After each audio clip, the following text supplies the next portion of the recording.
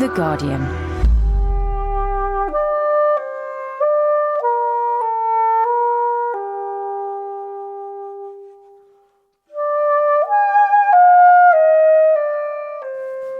The Guardian Short Stories Podcast.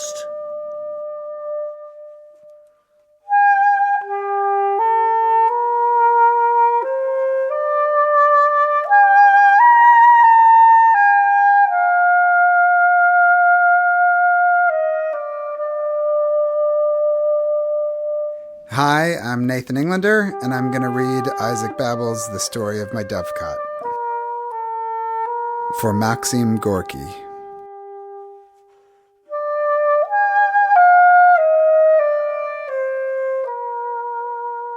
As a child, I wanted a dovecote very badly. In all my life, I have never desired anything more intensely. I was 9 years old when my father promised to give me the money to buy some planks and 3 pairs of doves. The year was 1904. I was getting ready for the examinations for the preparatory class of the Nikolaev Lycée. My family lived in Nikolaev in the province of Kherson. This province no longer exists. Our town was absorbed into the district of Odessa. I was only 9 years old and was frightened of the examinations. In both Russian and mathematics, I could not afford to get less than 5, the highest grade. The Jewish entry quota for our lycée was harsh, only 5%.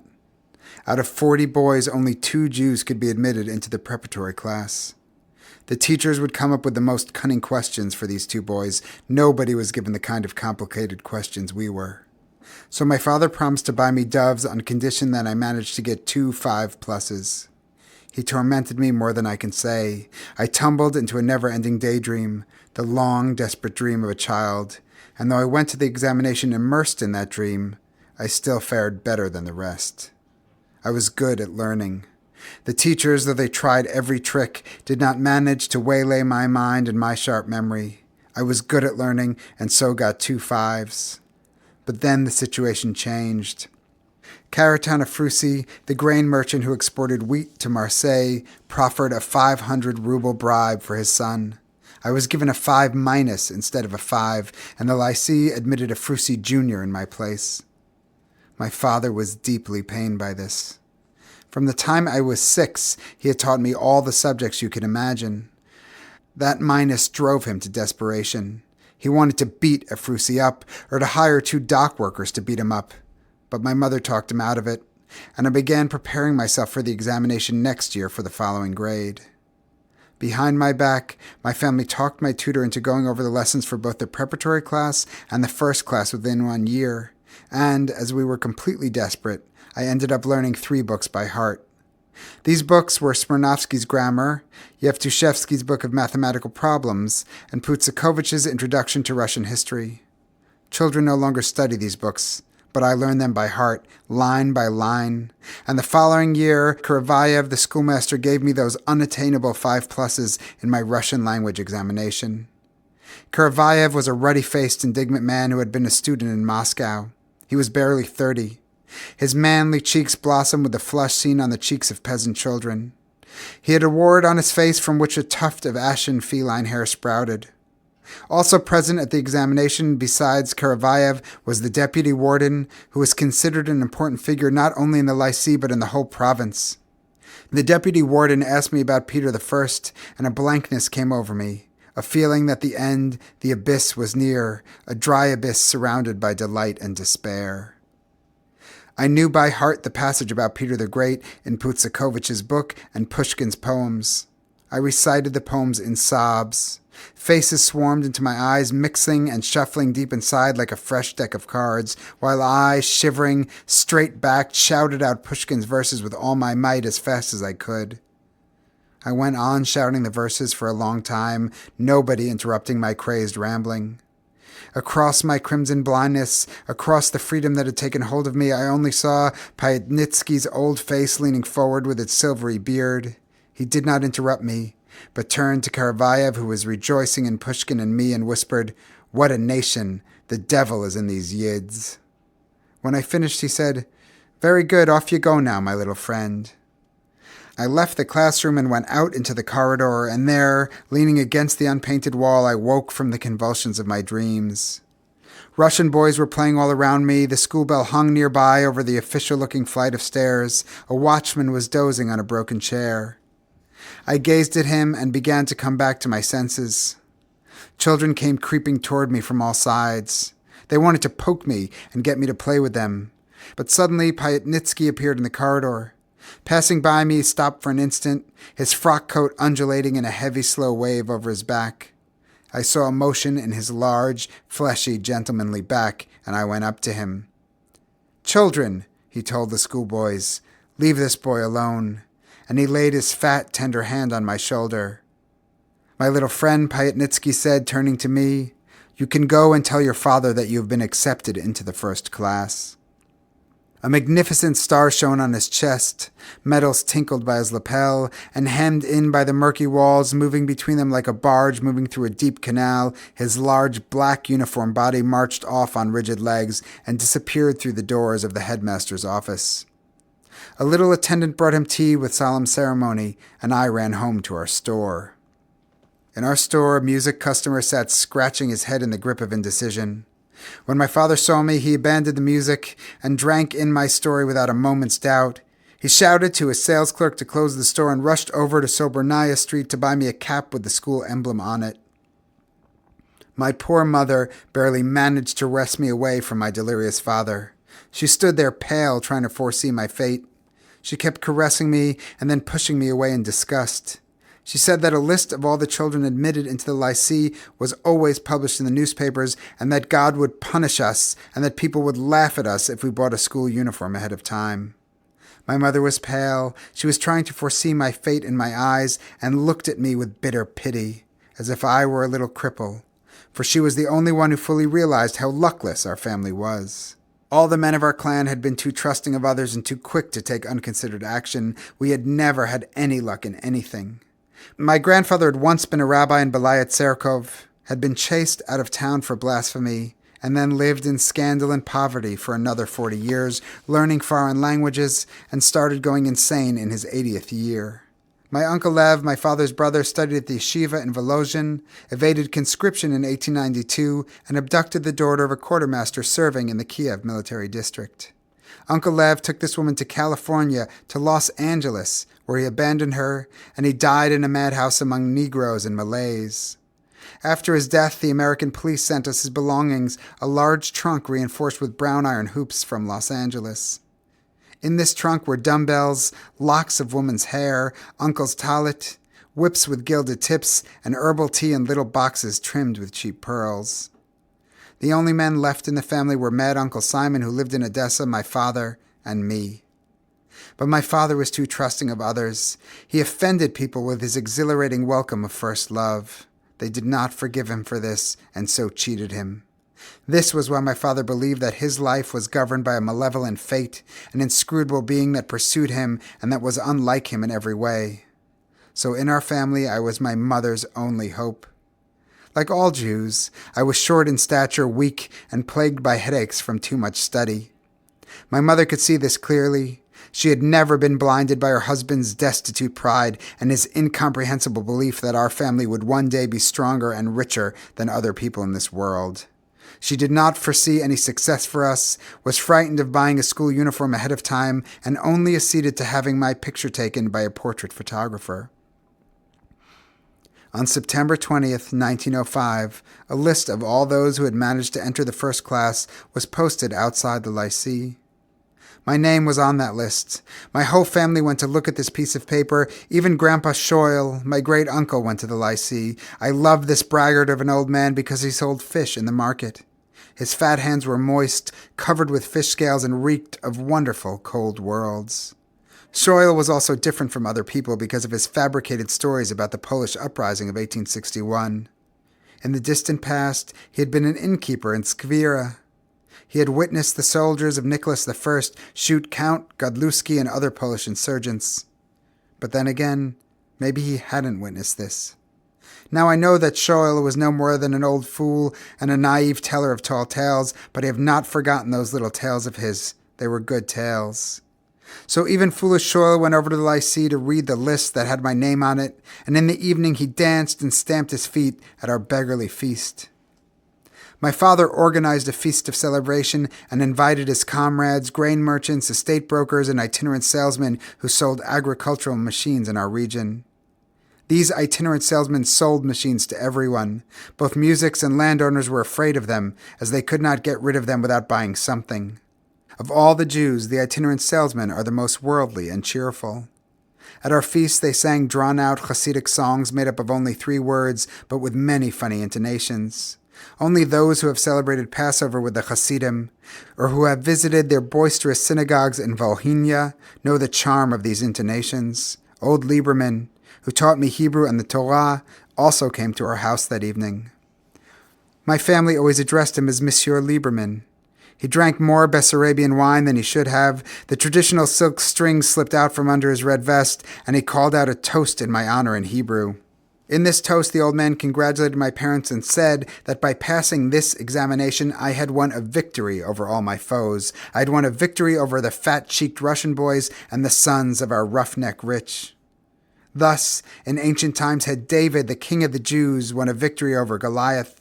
And just as I had triumphed over Goliath, so too would our people, through its sheer power of mind, triumph over the foes that surround us eager for our blood. Monsieur Lieberman wept, pronounced these words weeping, drank some more wine, and yelled Vivat. The dancing guests took him into the circle and danced with him the ancient quadrille as at a shtetl wedding.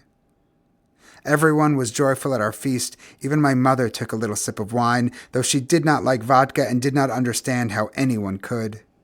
Which is why she thought all Russians were mad, and why she could not understand how women could live with Russian husbands. But our happy days were to begin later. For my mother, they began when she started making me sandwiches in the morning before I left for school, when we went from store to store buying festive supplies, a pencil box, a piggy bank, a school bag, new books with hard covers, and notebooks with glossy covers. No one in the world has a stronger response to new things than children. They shudder at the smell that new things give off, like dogs at the scent of a rabbit, and experience a madness which later, when one is an adult, is called inspiration. And this clean, childish feeling of ownership of new things infected my mother too. It took us a whole month to get used to the pencil box and the morning twilight, when I would drink tea at the edge of the large, brightly lit table and gather my books into my school bag. It took us a whole month to get used to our happy life, and it was only after the first school term that I remembered the doves. I had gotten everything ready for them, the 1.5 rubles and the Dovecote made out of a box by Grandpa Shoyle. The Dovecote was given a coat of brown paint. It had nests for 12 pairs of doves, a series of little slats on its roof, and special grating I'd invented so that it would be easier for other doves to come in too. Everything was ready. On Sunday, October 22nd, I set off to the wild game market, but I ran into unexpected obstacles along the way. The story I'm relating here, in other words, my entry into the first class of the lycée, took place in the autumn of 1905. Tsar Nicholas was in the process of giving the Russian people a constitution, and orators in threadbare coats were clambering onto podiums outside the buildings of the town councils and giving speeches to the people. On the streets at night, shots were fired, and my mother did not want to let me go to the wild game market. Early in the morning on October 20th, the boys from next door were flying a kite right outside the police station, and our water carrier, abandoning all his duties, strolled pomaded and red-faced along the street. Then we saw the sons of Kalistov, the baker, drag a leather vaulting horse out onto the street and start to do their exercises right in the middle of the road. Nobody tried to stop them. Semernikov, the constable, was even egging them on to jump higher. Semernikov was wearing a homemade silk waistband, and his boots that day had been polished to a shine they had never before achieved. An out-of-uniform constable frightened my mother more than anything else, and it was because of him that she would not let me go out. But I crept out onto the street through backyards and ran all the way to the wild game market, which lay behind the train station. Ivan Nikodimych, the dove seller, was sitting at his usual place in the market. Besides doves, he was also selling rabbits and a peacock. The peacock, its tail fanned out, sat on a perch, darting its dispassionate head from one side to the other. Its foot was tied with a twisted string. The other end of the string lay wedged under Ivan Nikodimich's wicker chair. The moment I got there, I bought from the old man a pair of cherry-red doves with wonderful ruffled tails and a pair of crested ones and hid them in a sack under my shirt. I still had 40 kopecks after my purchase, but the old man wouldn't give me a male and a female Kryukov dove for that price. What I liked about Kryukov doves was their beaks, which were short, mottled, and amiable. 40 kopecks was the right price for them, but the old man overpriced them and turned away his yellow face, harrowed by the unsociable passions of the bird-catcher. As the market started closing, Ivan Nikodimych called me over, seeing that there weren't going to be any other buyers. Things turned out my way. Things turned out badly. Shortly before noon, or a little after, a man in felt boots walked across the square. He walked lightly on swollen feet, his lively eyes twinkling in his haggard face. "Ivan Nikodimych," he said as he walked past the bird-catcher, "gather up your bits and bobs. In town, the nobles of Jerusalem are being given a constitution. On Ribnaya Street, they've just served Grandpa Babel a helping of death." He made his way lightly among the cages, like a barefoot plowman walking along a field path. "This is wrong," Ivan Nikodimych muttered after him. "This is wrong," he shouted more adamantly, gathering up the rabbits and the peacock and pushing the Kryukov doves into my hands for 40 kopecks. I hid them under my shirt and watched the people run from the market. The peacock on Ivan Nikodimich's shoulder was the last to disappear. It sat like the sun in a damp autumn sky, like July on a rosy riverbank, a scorching July in long cold grass. There was no one left at the market, and shots were thundering not too far away. Then I ran to the train station, cut across the little park, which suddenly seemed to turn upside down, and I dashed into a deserted alley tamped with yellow earth. At the end of the alley sat legless Makarenko in a wheelchair in which he rode around town selling cigarettes from a tray. "Makarenko," I said, breathless from running, and patted the legless man on the shoulder. "Have you seen Shoil?"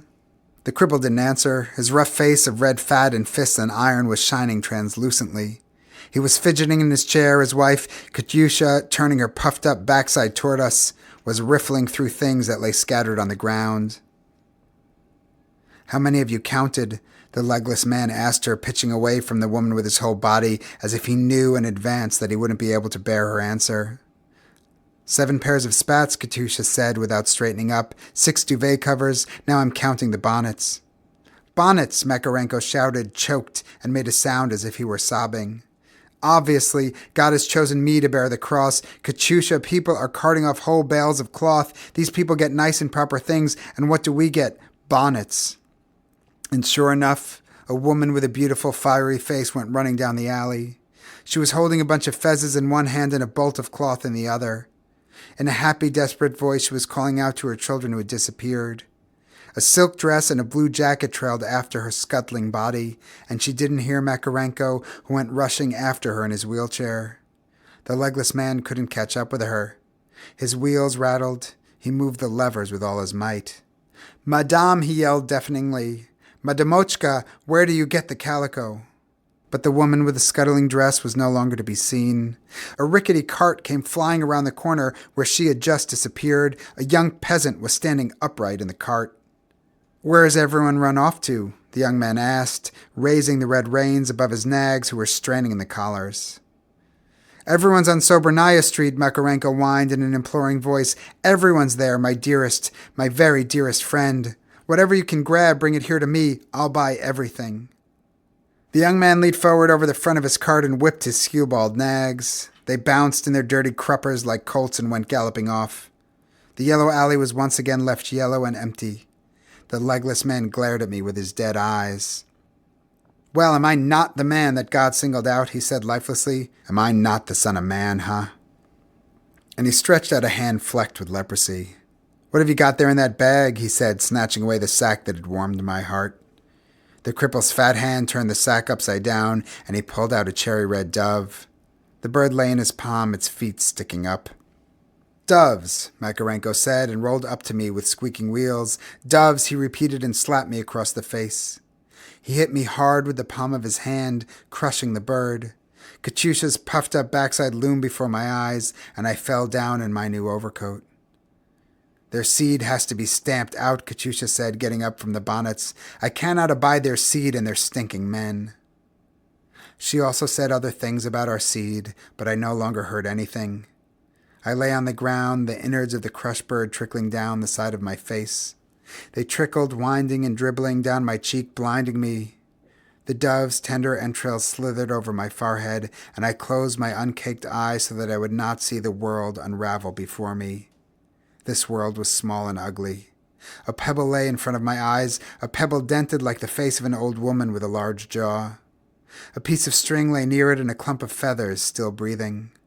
My world was small and ugly. I closed my eyes so I wouldn't see it and pressed myself against the earth that lay soothing and mute beneath me. This tamped earth did not resemble anything in our lives. Somewhere far away, disaster rode across it on a large horse, but the sound of its hooves grew weaker and vanished, and silence, the bitter silence that can descend on children in times of misfortune, dissolved the boundary between my body and the unmoving earth. The earth smelled of damp depths, of tombs, of flowers. I breathed in its scent and cried without the slightest fear. I walked down a foreign street filled with white boxes, walked in my raiment of blood-drenched feathers, alone on sidewalks swept clean as on a Sunday, and I cried more bitterly, more fully and happily than I would ever cry again. Whitened wires hummed above my head. A little mongrel mutt was running in front of me. In a side street, a young music in a vest was smashing a window frame in the house of Caraton of Frusi. He was smashing it with a wooden hammer, his whole body steeped in the movement. He breathed in deeply, smiled in all directions, the gentle smile of drunkenness, of sweat and hearty strength. The whole street was filled with the crackling, crashing song of shattering wood. All this music wanted was to flex his back, to sweat, and to yell out bizarre words in an unknown, not Russian language. He shouted them and sang, opening his blue eyes wide, until a religious procession appeared on the street, marching from the town council. Old men with painted beards were carrying the portrait of a neatly combed czar. Banners with sepulchral saints fluttered above the religious procession. Inflamed old women were running in front of it. When the music in the vest saw the procession, he pressed the hammer to his chest and went running after the banners while I, waiting for the procession to pass, carefully made my way to our house. It was empty. Its white doors stood open. The grass by the Dovecote was trampled down. Kuzma, our janitor, was the only one who had not left our courtyard. Kuzma was sitting in the shed, laying out Shoyle's dead body. "The wind brings you in like a bad splinter," the old man said when he saw me. "You were gone for ages. See how the townsfolk have hacked our grandpa down."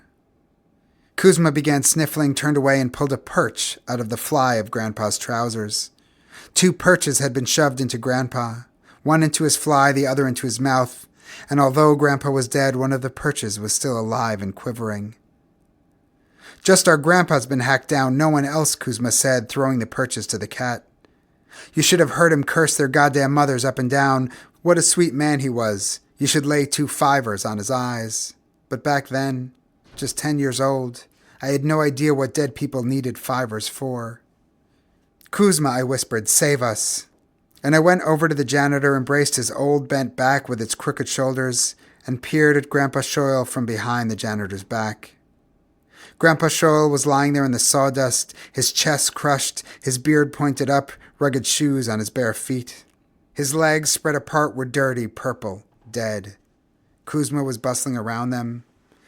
He bound Grandpa's jaws and kept looking to see if there was anything else he had to do for the deceased. He was bustling about as if some new object had just been delivered to his house. He only calmed down after he finished combing the dead man's beard. "He cursed their goddamn mothers," he said, smiling, and looked at the corpse lovingly. "If they had been Tatars attacking him, he'd have fought them off. But it was Russians who came, women too. Damn Russians. Those damn Russians thinks it's an insult to forgive someone. I know those Russians well." The janitor poured sawdust under the dead man. He took off his carpenter's apron and grabbed hold of my hand. "Let's go to your father," he mumbled, squeezing my hand harder and harder. "Your father's been looking for you since this morning. He must be half dead with worry." And I went with Kuzma to the house of the tax inspector, where my parents had hidden from the pogrom.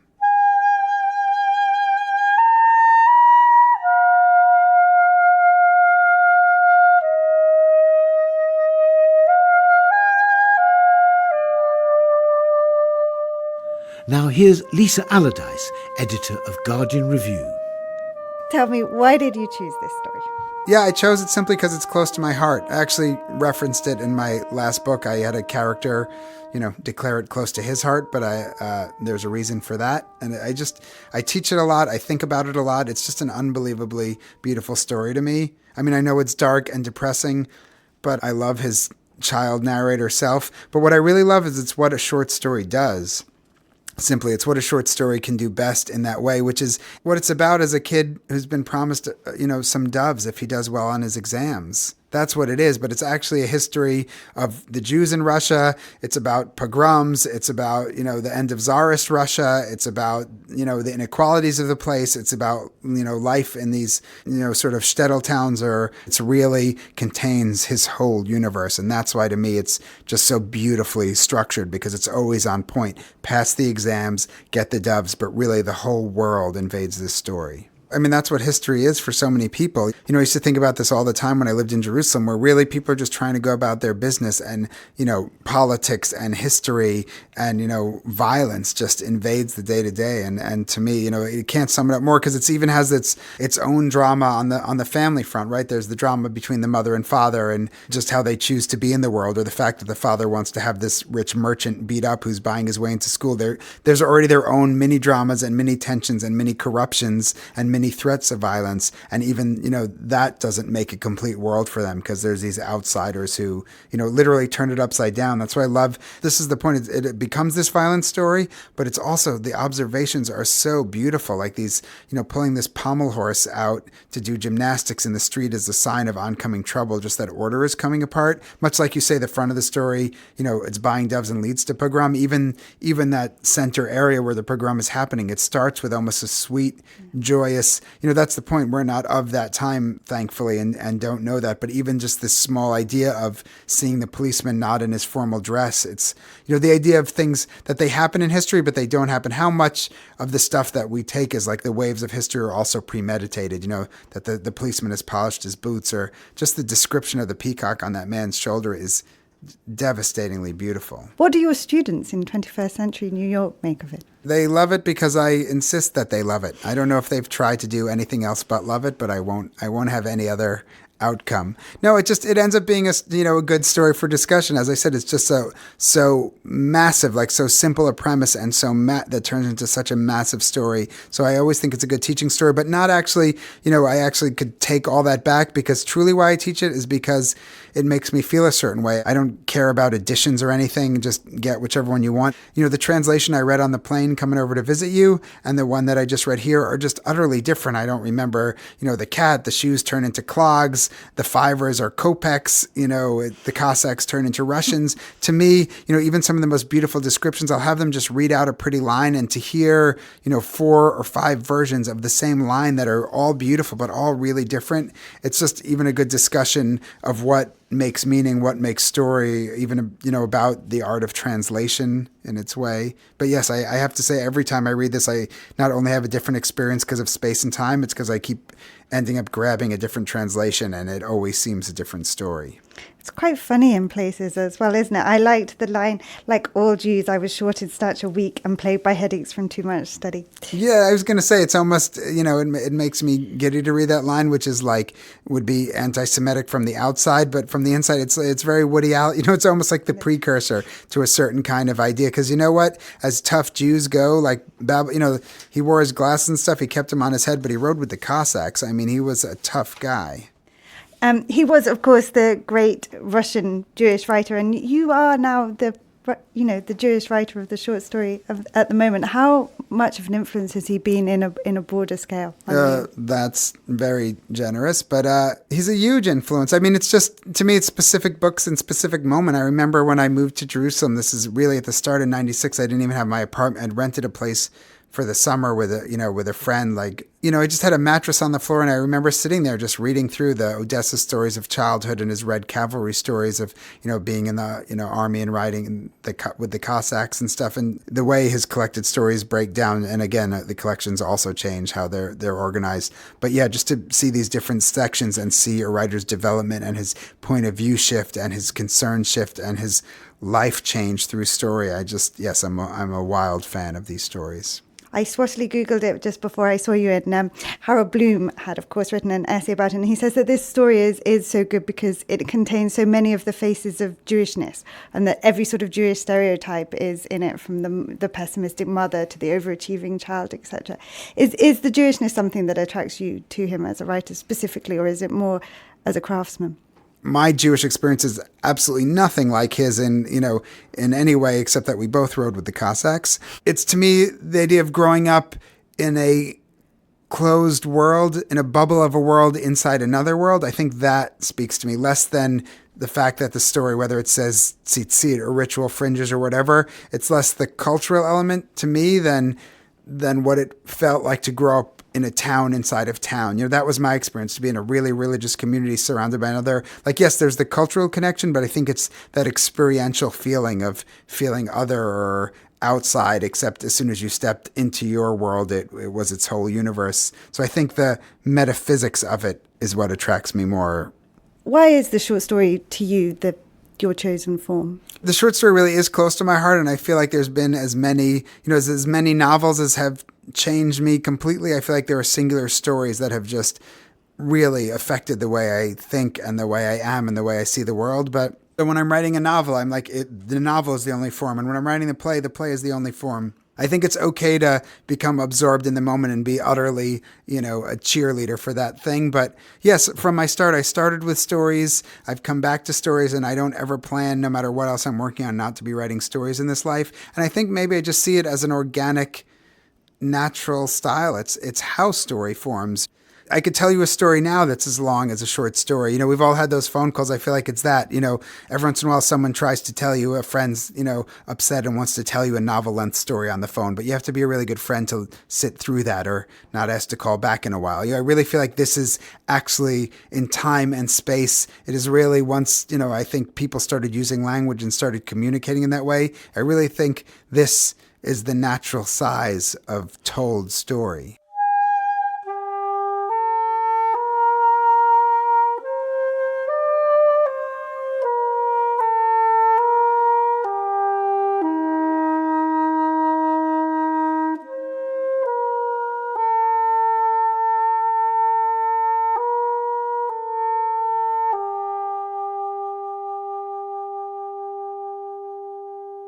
For more great downloads, go to guardian.co.uk/audio.